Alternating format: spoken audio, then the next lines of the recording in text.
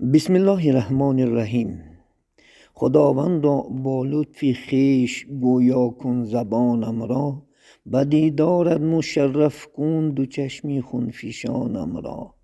مرا از ذوق خود مانند ادهم کن در این عالم، بسوز از عشقی سوزانت چو مغز و استخوانم را.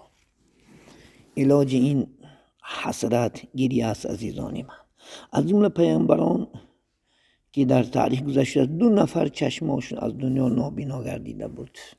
یکی از آنها حضرت یعقوب بود که در فراق فرزندی دیگر بندی دلشان حضرت یوسف و گریه کرد و چشماش نابینا گشت. و دیگری حضرت شعیب بود که از شوق محبت خدا حق سبحانه و تعالی گریه میکرد. حتی چنان گریه میکرد که از بسیار گریه کردن چشماش نابینا گشته بود.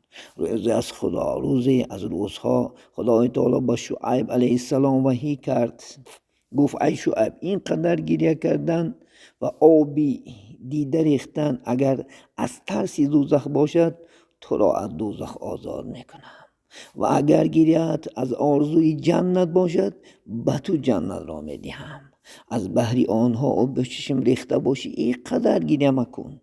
حضرت شعیب علیه السلام گفتند که پروردگارا گریه من نه از ترس دوزخ و از نه آرزوی جنت است، بلکه گریه من از سبب عشق و محبتی که به تو داشتم است.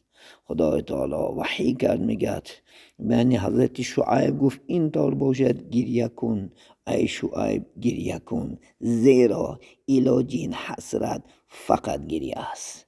از ما مپرس که آتشی دل تا چه غایت است، از آبی دیده پرس که ترجمانی ماست.